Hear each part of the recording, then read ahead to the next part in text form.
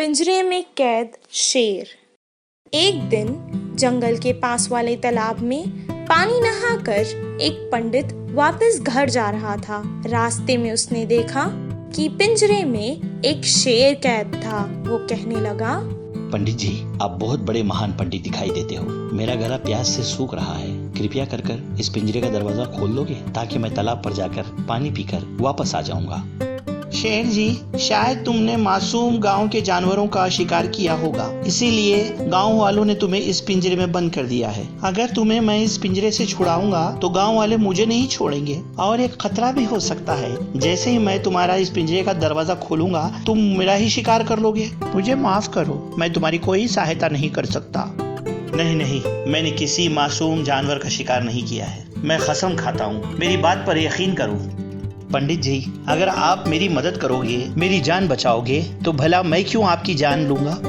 अगर तुम दरवाजा खोल दोगे तो मैं कसम खाकर कहता हूँ तालाब पर जाऊंगा, पानी पीकर वापस आ जाऊंगा और फिर इस पिंजरे में बैठ जाऊंगा। शेर की बातें सुनकर उसे दया आने लगी। ये शेर तो कसम कह रहा है कि तालाब पर जाकर वापस आकर ये पिंजरे में बैठ जाएगा। चलो, इसकी बात मान लेता हूँ, दरवाजा खोल देता हूँ। इतना कहकर वो पिंजरे का दरवाजा खोलने लगा। जैसे ही दरवाजा खुल गया, शेर खुशी से दहाड़ता हुआ बाहर आ गया। आते ही उसने पंडित पर हमला किया। शेर कहने लगा, तू बहुत बड़ा मूर्ख है। प्यास ही नहीं, मुझे भूख भी लग रही थी। अब मैं तुझे मारकर खा जाऊंगा। तब पंडित को अपनी गलती का एहसास हुआ और वो पछताने लगा। पंडित गुस्से से शेर को कहने लगा, छी, तू जंगल का राजा है, अपने किए हुए वादे पर ही नहीं टिका। तुम इंसान लोग हम जानवर और पेड़ों का कितना नुकसान कर रहे हो। ये एक मेरा अभिप्राय नहीं है, सारे जंगल के जानवर और पेड़ों का अभिप्राय है। तुम अगर चाहे तो जाकर पेड़ों से और जंगल के जानवरों से जाकर पूछो। अगर उनमें से एक भी कह दे कि तुम सही हो तो मैं तुम्हें जीवित छोड़ दूंगा। शेर ने अपने पंजे पंडित से हटा लिए। वो तुरंत एक पेड़ के पास गया और कहने लगा, तुम इंसान लोग सच में निर्दय हो। पहले मेरे फल खाते हो, फिर मेरे पत्ते तोड़ लेते हो, फिर मेरी टहनियाँ और मेरी लकड़ी काट कर लेकर जाकर जलाने में इस्तेमाल कर लेते हो। इंसान को कुछ भी करने पर पाप नहीं लगेगा। आम के पेड़ ने जवाब दिया। आम के पेड़ की बातें सुनकर पंडित उदास हो गया। आगे से एक गधा उसकी तरफ आ रहा था।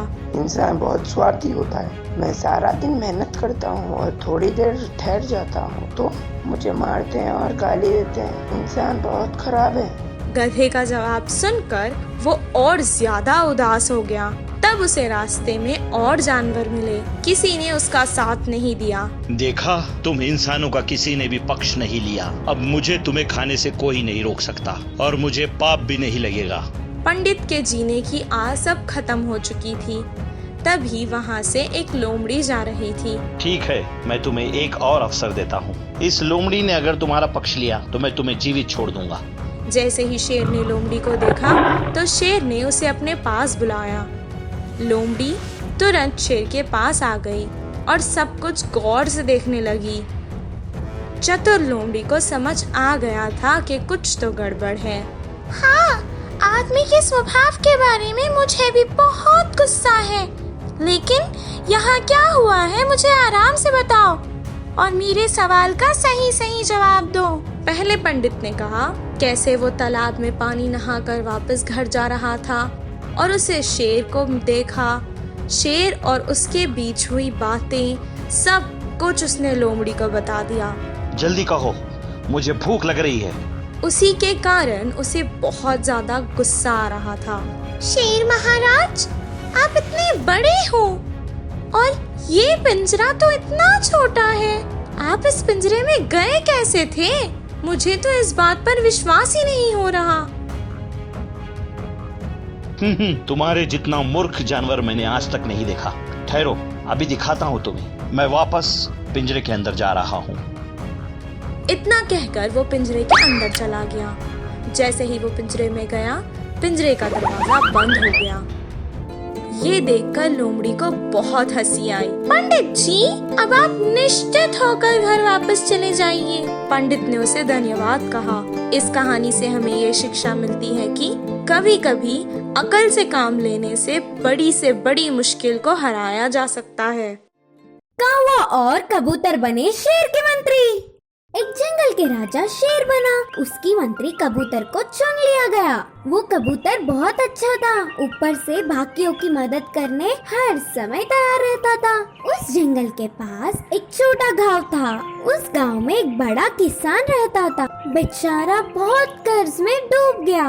एक दिन वह किसान पास के शहर में जाके कुछ काम करके पैसा कमाने की सोचा। इस गांव से शहर जाने के बीचों बीच के जंगल के रास्ते से चल पड़ा। इतने में उड़ती हुई मंत्री कबूतर उसके सामने आया। ध्यान से, आगे आगे बहुत जंगली जानवर है, आप जल्दी से पीछे मुड़ जाइए, नहीं तो आपके प्राण मुसीबत में पड़ जाएंगे। वह वापस नहीं जा सकता करके उसकी परेशानी कबूतर से कहा। उस किसान के कष्टों को देख कबूतर पिघल गया। उसको महाराज शेर के पास ले जाकर मदद करने को कहा। उसकी स्थिति देख धरस खा के शेर ने भी पैसे, सोना, पोटलियां दिए। तुम्हें आगे आगे किसी भी तरह की छोटी सी भी कष्ट हो तो निर्भय होकर मुझसे मिलो, मैं जो होगा वो मदद करूँगा। उस बहुत कीमती पोटलियों को देख वह किसान बहुत खुश होकर वापस उसके गांव चल पड़ा। ऐसे समय बीतता गया। उस किसान के पास का पूरा धन खत्म हुआ। वह फिर से शेर को मदद मांगने उस जंगल पहुंचा। लेकिन इस बार जंगल में बहुत सारे परिवर्तन थे। कबूतर के बूढ़ा होने के कारण उसके स्थान पर कौवा मंत्री बना। कौवे ने किसान को देख तुरंत शेर को शिकार करने को कहा। उसकी आवाज सुनते ही शेर तुरंत पंजा लड़ाते हुए उस किसान को पहचान कर रुक गया। अच्छा तो तुम हो मंत्री, ये हमारा शत्रु नहीं मित्र है। इन्हें हम पहले ही दंड दे के मदद कर चुके। महाराज, अतीत की बात और अब की बात अलग है। अगर आपके मदद करने पर भी कल ये फिर आ जाएगा। ऊपर से इसका और हमारा मित्र जात है ही नहीं, अलग जात है। इस पर अभी इसी क्षण पंजा लड़ाकर इस जंगल को बचाना ही राजा का धर्म है। कौवे की बातें सही लगने से एक क्षण भी ना सोचते हुए शेर गरजते हुए उस किसान पे उछल पड़ा। इस कहानी की नीति यह है कि हमारे आसपास के लोग जैसे ही हमारी सोच होती है। शेर कबूतर के साथ था तो उस किसान को अच्छा किया, पर कौवे के कारण कष्ट पहुंचाया। इसीलिए हमें कभी भी अच्छे लोगों से मित्रता करने से ही अच्छा नाम मिलता है। लोमड़ी और भाग का युद्ध। एक जंगल में एक लोमड़ी घूम रही थी। वह बहुत ही चालाक थी। उसके जंगल में कोई दोस्त नहीं था, क्योंकि वह लोमड़ी सबको हमेशा धोखा ही देती थी। कुत्ते, भेड़िया और कई जानवर भी इस लोमड़ी से नहीं मिलते, दोस्ती भी नहीं करते थे। उससे सारे जानवर बच के निकल जाते। रातों में वह लोमड़ी अपनी चीखों से दूसरे जानवरों को परेशान करती थी। खामोशी के रातों में भी उसकी वजह से किसी के भी नींद पूरी नहीं होती थी। चूहे बिलों से बाहर नहीं निकलते थे, पंछियां घोंसलों में ही रह जाते और बाकी के जानवर भी उसके चीख ना सह पाते हुए अपने अपने जगहों में ही रह जाते। ऊपर से वह लोमड़ी अपनी बड़ाई करती फिरती और बोलती, मुझसे ज्यादा जोर से और कोई नहीं चीख पाएगा। मेरी चीख सुनते ही सारे जानवर डर के भाग जाएंगे। इस प्रकार लोमड़ी बहुत गड़बड़ी हो गई थी।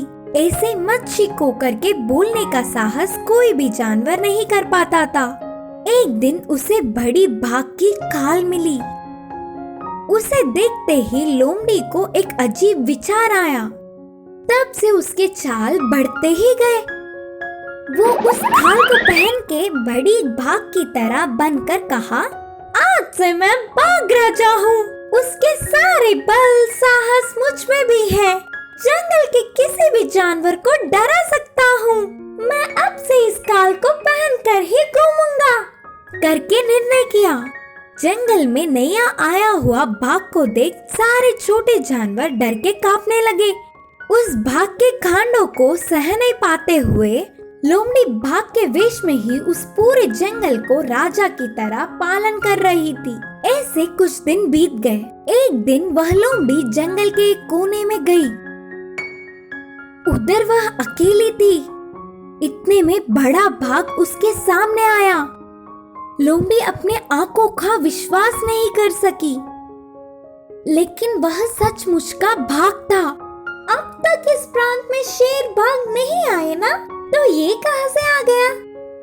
बोलकर अंदर ही अंदर सोच के डरने लगी।